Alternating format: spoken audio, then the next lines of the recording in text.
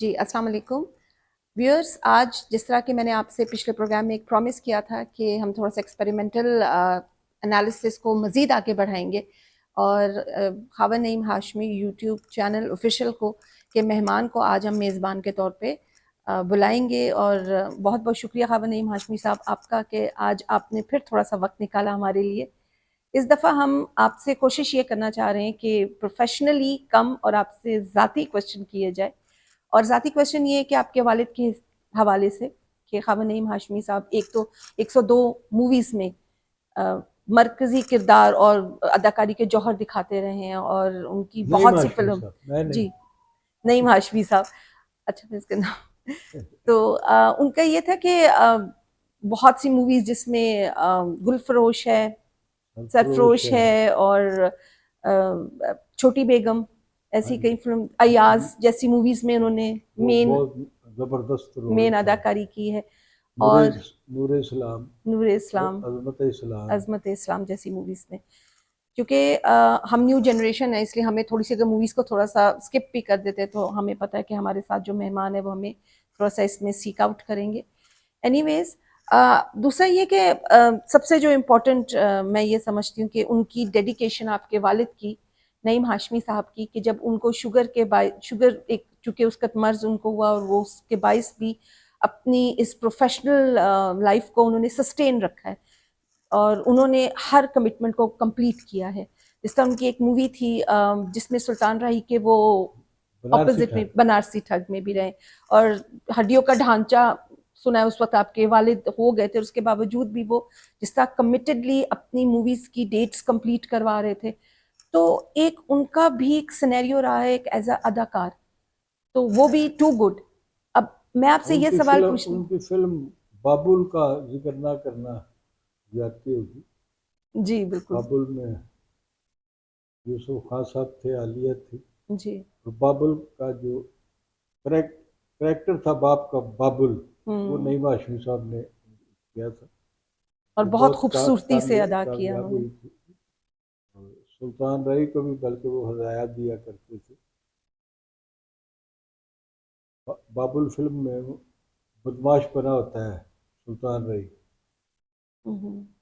तो उसको वो सजेस्ट करते हैं कि तुम ढेर सारी चिंगमें खरीद लो, चिंगम बच्चे खाते हैं, हम्म। तो दो चिंगम इधर रख लो, दो इधर रख लो, और मुंह को ऐसे ऐसे करके ना, ऐसे यानी ऐसे फेशियल करके एक्सप्रेशंस में भी उन्होंने एक्सप्रेशन में भी आएगा काफी वो। हेल्प आउट किया, ये बड़ी बात है। क्योंकि सुल्तान राही साहब भी उस दौर के मेन कैरेक्टर थे और काफी फिल्म्स में लोग उनको जानते थे, लेकिन आपके वालिद का उनको प्रोफेशनली भी हेल्प आउट करना, इट्स रियली कमेंडेबल। अच्छा, आपको कभी अंदाजा नहीं हुआ या कभी आपका कुछ इस लाइन की तरफ रुजू नहीं हुआ, या आप क्यों नहीं एक्टर क्यों नहीं बने, इस तरफ इस फील्ड को क्यों नहीं आपने किया? ये मेरी तकदीर में लिखा हुआ था। मैंने लिखने पढ़ने का काम करना है।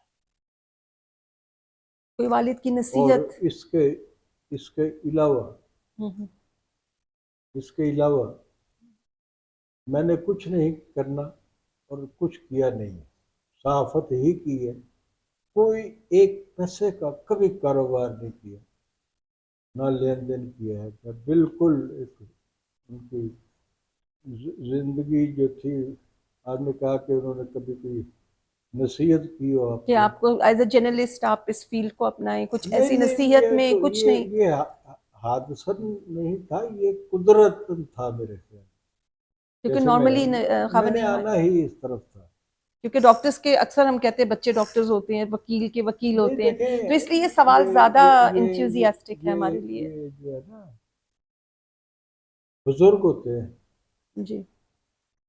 जिन पर अल्लाह मेहरबान होता है, सच्ची मुच्ची के बुजुर्ग आज भी लातादाद आपको मिल जाते हैं। हम तो पीरों फकीरों का मजाक उड़ाते हैं। हम्म। तो अहमद अली, मैं आपको बताता हूँ कि एक दफ़ा मैं घर में अकेला था, पिछड़े में हम रहते थे। मेरा भाई जो है वो उस वक्त MBBS कर चुका था, आगे पढ़ने के लिए जाने वाला था लंदन में। तो हमारे घर में एक मेहमान आ गया। अब मैंने सोचा, मैंने नीचे रजाई जो है वो एक ही रखी हुई है, सर्दियों के दिन थे बहुत, और हमने सोना भी सेन में था, कमरों की बजाय ना कि कमरों में घुटन हो, ये तो सेन में सोती है, रजाइयाँ ले लेते हैं, ये अपने फैसले। मैंने अपने साथ दूसरी चारपाई का बंदोबस्त किया। तो वो साहब जो आए, उनकी मैंने जितनी खातर मदारत कर सकता था की। तो रजाई जब निकालने गया ऊपर उसके लिए, मेहमान के लिए, तो एक इस कमरे का ही साइज, छोटे साइज का ना वो कमरा था, इतना इससे आधा, जितना जितने कमरे में हम बैठे हुए, वहाँ एक पेटी रखी हुई थी, उसमें रजाइयाँ थी। एक रजाई मैंने निकाली, जब मैं रजाई निकाल रहा था तो वहाँ पर मुझे एक रजिस्टर मिला, जो इतना पोशीदा हो चुका था कि लगता था 100 साल से भी ज्यादा इसकी उम्र होगी रजिस्टर की। मैं उसको खोल के सफात देखने शुरू किए तो मुझे शुरू शुरू में एहसास हुआ कि ये हमारे दादा परदादा के ज़माने का है। उसमें न्योंदरे लिखे हुए थे कि फलां की शादी पे हमने इतने पैसे दिए, और हमारी किसी तकरीब में आकर किसी आदमी ने इतने पैसे दिए। क्योंकि उस वक्त रवाज था कि कोई आदमी अगर 5,000 का किसी को गिफ्ट करता है उसकी बच्चे बच्चे की शादी पे या उसकी शादी पे, तो रवाज था पूरे पंजाब में कि न्योंदरा डाल के, यानी कि उनको डबल करके ना आपने अमाउंट वही अम्मा, हो। अब अगर आपने 5 दिए हैं तो दूसरे के फर्ज बनता है वो 10 दे आप। ये हिसाब किताब लिखा हुआ था। तो लिखते लिखते, ऐसे देखते देखते एकदम एक कागज पे मेरी नजर पड़ी। वो कागज जो था, एक तरफ मेरा नाम लिखा हुआ था और दूसरी तरफ, यानी कि ये पेपर है, यहाँ मेरा जायका बना हुआ है। पेपर के पीछे डॉक्टर अख्तर नईम हाशमी का, जो मेरे छोटे भाई हैं, कनाडा में रहते हैं बहुत अरसे से, उनका नाम लिखा हुआ था। वो मैंने जायचा पढ़ना शुरू किया। सब यह खुदा की कसम, मैं हैरान हूँ जिस बुजुर्ग ने वो बनाया। मैं उसको बहुत साल देखता रहा जिंदा, बहुत साल जिंदा रहा। मेरी हिम्मत नहीं हुई कि मैं करीब जाके उनको सलाम कर दूं। ऐसा क्या आपने सरप्राइजिंग उसमें स्पेशली उस जो देखा? मेरा जायका था उसमें लिखा हुआ था कि ये बच्चा बड़ा होकर लिखने पढ़ने के अलावा कोई और काम नहीं करेगा, सिर्फ इतना कमाए। मेरे भाई पे लिखा हुआ है कि अख्तर नईम हाशमी बड़ा होकर डॉक्टर बनेगा। ये नहीं लिखा हुआ था, ये कतई तौर पे नहीं लिखा हुआ था कि डॉक्टरी के किस शोबे में जाएगा, ये कोई हकीम बन जाएगा या फार्मेसी कर लेगा। डॉक्टर का लफ्ज था। और ये दोनों चीज़ें जब अमली शक्ल में सामने आती हैं, उसके बाद हमारा एक दफ्तर होता था मुसावात में, भाटी दरवाजे के करीब, वहाँ मरहूम अदाकार, सीनियर तरीन अदाकार, मोस्ट सीनियर अदाकार एम इस्माइल का घर भी होता था। और उन्होंने वहाँ पर सड़क, मेन सड़क के पास एक मार्केट भी बनाई होती। उस मार्केट से थोड़ा सा आगे वो बुजुर्ग रिहायश रखते थे, झोंपड़ी नुमा एक मकान बनाया हुआ था। तो मैं अक्सर देखता कि वो कोयले जो होते हैं ना, उनको पंजाबी में कह रहे तुखाना, कोई कोयलों को जब जलाते हैं ना तो वो पक्ष से जाते शोले हैं। बन जाते हैं। जब शोले बन जाते हैं तो वो चिमटे से एक एक करके अपनी चिलम में डालते हैं बुजुर्ग जो पीने वाले हैं, उसके बाद वो हुक्के से इंजॉय करते हैं। तो ये थी बात। मेरे बाप ने कोशिश की कि मैं एक्टर बनूं, लेकिन ये जो रजिस्टर्ड मैंने आपको बताया, ये मैंने आपको जायचे बताया, ये अपने बाप की मौत के बाद के बताया। मैंने एक दो फिल्मों में काम किया, एक डॉक्यूमेंट्री थी जिसकी फैमिली प्लानिंग की, उसमें मेरा रोल जो था थ्रू था। और उसमें मेरे बाप का रोल जो है वो रंगीला ने किया था। माँ का रोल शायद रुखसाना एक एक्ट्रेस होती थी, उन्होंने किया था। फिर जब मेरे वालिद ने देखा कि ये तो बगैर डायरेक्शन के ही इसको बताएं, ये करना तो ये कर लेता है, चलो इसको बड़ी फिल्म दिलाते हैं। सैफुद्दीन सैफ फिल्म मादर वतन बना रहे थे, दीबा मोहम्मद अली हीरोइन थे, तो उनको दरकार था मोहम्मद अली के बचपन का किरदार। मैं आपकी एज क्या थी उस वक्त जब आपको ये कैरेक्टर ऑफर किया गया? आपने शायद कहा ना बचपन। बचपन में नौ नौ उम्र 9 उम्र थी। 9 उम्र की, बचपन बच्चा इतना नहीं था, बड़ा था। हम्म। तो क्या मैं कह रहा था आपसे? क्या आपको ऑफर की गई कि आप हाँ, चाइल्ड? नहीं, वो सैफुद्दीन सैफ साहब ने हाशमी साहब से कहा कि मोहम्मद अली के बचपन का किरदार चाहिए। उन्होंने कहा मैं मेरे बेटे को टेस्ट कर लूँ। मैं कहा टेस्ट क्या करना, ले आओ तो शुरू कर देते हैं। हमारे वालिद ने रिक्शे पर सफ़र करके उस दिन, जिस दिन मेरी शूटिंग होनी थी, रिक्शे में सफ़र करके ना स्टूडियो पहुंचे। अच्छा। जब रिक्शे वाले से मुआवजा पूछा, उसने 5 रुपए या 10 रुपए कहने की बजाय, ये देखकर कि ये तो बड़ा मशहूर एक्टर है जो मेरे बैठा है, उसने डिमांड कर दी 50 रुपए। डैडी ने पूछा, मेरे वालिद साहब ने पूछा, अब्बू ने पूछा कि कितने पैसे हुए आपके भी? कहते 50 रुपए। तो डैडी मुझे कहते हैं, अब्बा जी, मैं हम उनके कहते थे, अब्बा जी ने कहा तुम 2 मिनट यहाँ ठहरो। वो उसी रिक्शे में बैठे, कह रहे पीछे मुड़ो। पीछे मोड़ने के बाद वो उसे थाने किसी ले गए कि यहाँ पर लोगों के साथ इस तरह की भी, ये मैंने नाइंसाफी होती मैंने है। थोड़ा सा सफ़र किया है, 2 मील का, 3 मील का, 4 मील का, हम्म। तो उसकी कीमत जो है ये मुझसे 10 गुना ज़्यादा मांग रहा है। उसके बाद वो वापस आया अशवी साहब उसी रिक्शे पे। तो दूसरे रिक्शे पे आए होंगे ना, वो तो पुलिस के वाले हो गए। दूसरे रिक्शे पे आए तो मैं वहीं उनका इंतज़ार कर रहा था गेट पर। वो आए, उन्होंने मेरा हाथ पकड़ा और अंदर चले गए।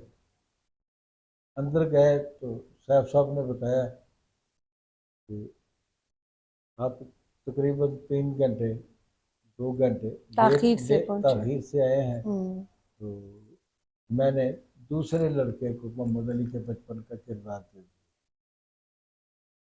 अब ये मेरी बदकिस्मती नहीं है थी कि मुझे मिला, मुमकिन है अगर तकदीर ने लिखा होता तो वो फिल्म मुझे मिल जाती और वाह वाह हो जाती। बड़ा जानदार किरदार था मोहम्मद अली के बचपन का, बड़ी शानदार फिल्म बन जाती और मुझे भी एक्नॉलेज किया जाता, जहाँ तक मैं एज जानता एन हूँ, actor, child actor. Child actor के तौर पर। तो अली अहमद भैया हजूर, अहमद अली, उन्हें कहते थे भैया हजूर। ये गुवाहाटी में जो सड़क जाती है दाता साहब की तरफ, उसकी साथ वाली गली में ये था घर अहमद भैया हजूर की रिहाइश वहाँ। हम्म। तो अब मैं कहूँ यार ये तो खुदाई पेश हुई है। ऐसी प्रिडिक्शन जो बाद में ट्रू हुई। ट्रू, मेरे बारे में भी 100% ट्रू और उनके बारे में भी 100%। बाकी बात यह है कि नईम हाशमी साहब अपने ऑफिस में थे, प्रोडक्शन ऑफिस, हम फिल्में भी बनाते थे। एक फिल्म निगार भी लगी थी, फेल हो गई थी। आखिरी फिल्म उन्होंने चश्मे पर दूर के नाम से शुरू की थी, जिसमें शमीम आरा और यूसुफ खान थे। शमीम आरा और यूसुफ खान की जोड़ी पसंद नहीं की गई, इसलिए वो फिल्म तकमील तक नहीं पहुंच सकी। तो ये सारी बातें जो हैं, नईम हाशमी साहब बुनियादी तौर पर शायर थे, मुकर्रिर थे। वो मजलिस एहरार के सरगर्म रुकन थे और मौलाना अताउल्लाह शाह बुखारी के करीब तरीन साथियों में शुमार किए जाते। मौलाना अताउल्लाह शाह बुखारी का जब मोची दरवाजे में जलसा होता था, मौलाना के आने से पहले लोगों को गरमाए रखने के लिए नईम हाशमी से तकरीर कराई जाती। तो वो और उनका ये तकरीर करने का फन, बोलने का जो अंदाज, उसी ने मैं समझता हूँ उनको फिल्मों में कामयाब कराया कि किस रोल में किस तरह बोलना है, किस तरह परफॉर्म करना है, आवाज़ आपकी इस किरदार में कैसी होगी, किस सीन में आपने झुकना है, किस सीन में आपने सीना चाहना है, किस सीन में आपने सुल्तान राय को बुलाकर बनारसी ठाट में, राजू सुनिया तो अपनी भैन का ब्याह कर रहे हैं। तो ऐसा खड़ा होता सुल्तान राय, कहता जी हजूर, भाई तू ब्याह कर रहे हैं, पैसे धेले की लोड़ तो होएगी, क्यों नहीं, जागीर साहब सब ਵਿਆਹਾਂ ਤੇ ਧੀਆਂ ਭੈਣਾਂ ਦੇ ਪੈਸੇ ਤੇ ਲੱਗਦੇ ਨੇ, बहुत कुछ लगता। राजू असी तेरी मदद करना चाहते हैं। वो एकदम खुश हो जाता सुल्तान। नईम हाशमी अगला डायलॉग बोलते हैं, साडी जमीन दियां सरहदां तेरी जमीन दे नाल लगदियां ने, असी चाहते हैं कि तू अपनी जमीन सानू वेच देवे, असी तेरे वाली जमीन ते एक शुगर मिल जिहड़ी है खड़ी करना चाहते हैं। उसके बाद सुल्तान रई को भी तैश आ जाता है। फिर जितना उनका अंदाज था सुल्तान रई का, वो बोलते हैं। तो नईम हाशमी साहब के बारे में बता रहा था कि वो डायरेक्टर भी थे, राइटर भी थे और शायर भी थे। वो कभी भी 102 फिल्मों में काम किया है या ज्यादा भी किया है, उन्होंने कभी भी फिल्म में अदाकारी के लिए या फिल्म लिखने के लिए या गाने लिखने के लिए कभी किसी से डिमांड नहीं की। नईम हाशमी ने जितना भी काम किया, वो काम चलकर उनके घर में आया। ट्रू टैलेंट जो है उनको इसी तरह किया जाता है कि अप्रोच की जाती है। That's what the true talent is all about. अब उनकी लिखी हुई नात शाह मदीना, ये अशरफ के वाली नूर वो इस्लाम आज ने, तक हम लोग सुनते हैं और हमारे व्यूअर्स को तो पता ही होगा कि आज भी न्यू जनरेशन के लिए वो एक मुझे आइकॉनिक अफसोस है, नात है। मुझे अफसोस है। अभी किसी व्लॉग में कोई कह रहा था कि नईम हाशमी तो शायर नहीं सीगा, ना तो ने किसी दोस्त को लहाई दे अपने ना दे। बहुत सारे मेरे दोस्त ऐसे भी हैं जो कहते हैं कि ये तनवीर नकवी की है। एक आदमी ने, जब जिस उनका इंतकाल हो गया है, बात करी, उन्होंने किताब लिखी तनवीर नकवी पे, और पहले सफ़े पे शाह मदीना जो है एज ए रेफरेंस रेफरेंस की जी तनवीर नकवी की है, डॉक्यूमेंट उसने बना दिया। में तो उसने नज़ीर साहब ने, जो उनके उस्ताद भी थे, और वो प्रेफर करते थे नईम साहब के वो उनकी फिल्में करें, हालांकि वो उनका मुसलसल ही एहतसाल कर रहे थे।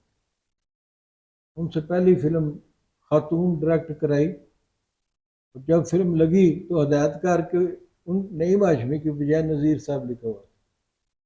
इस तरह बहुत सारी फिल्में, 5-6 फिल्में उन्होंने बनवाई। फिर आखिरी फिल्म में अजमत इस्लाम में नईम हाशमी को बतौर शायर, वो जो बुकलेट होता है उसमें डिक्लेयर किया गया पहली दफ़ा, और डायरेक्टर के तौर पर भी, फुल डायरेक्टर के तौर पर भी पहली दफ़ा फिल्म अजमत इस्लाम में उनको किया गया। ये वो गुण थे नईम हाशमी के जो मैंने आपको बताए। उनकी ज़िंदगी आसानी से नहीं, जहद मुसलसल से गुजरी। नईम हाशमी साहब एक मतवस्त से भी निचले तबके से में पैदा हुए थे। हम जो अपने नाम के साथ नईम हाशमी लिखते हैं, हाशमी मेरा दादा नहीं थे। ये एक बहुत बड़ी बात मैं आपको बताऊं, हाशमी मेरे दादा हाशमी नहीं थे। मेरी दादी सैयदानी पठानी वो सैयद थी, हाशमी खानदान से उनका ताल्लुक। तो दादी के नाम के साथ नईम साहब ने हाशमी रखा। ये बताना बहुत ज़रूरी है कि तुम्हारे दादा सैयद नहीं थे, तो वो सैयद दादी के कैसे नाम से मंसूब दादी किया की गया, मंसूब किया। मंसूब किया गया। वो पूछा, कभी उन्होंने कोई नसीहत की, पावर सानू अपने आप को संभालना चाहिए, क्योंकि एक ज़माना आने वाला है जो इंसान अपना जनाजा खुद कंधे से चुक के कब्रिस्तान जाना पड़ेगा। Thank you. बहुत खूबसूरत बात, बहुत खूबसूरत बात की। और देखिए, हमें आज ये एक्सपेरिमेंट फिर कामयाब हुआ है। Thank you so much Khawar Naeem Hashmi साहब के। आपने अपने वालिद के साथ साथ कुछ ऐसे पहलुओं पे भी नजर डाली जो मुझे यकीन है कि आज तक के व्यूअर्स को नहीं पता होगा। आयशा खान तो नहीं हो सकता। ओके जी, अपना ख्याल रखिएगा, और ज़रूर इंशाल्लाह ताला नेक्स्ट प्रोग्राम में हमें नोटिफाई कीजिएगा। Thank you so much. अल्लाह हाफिज़।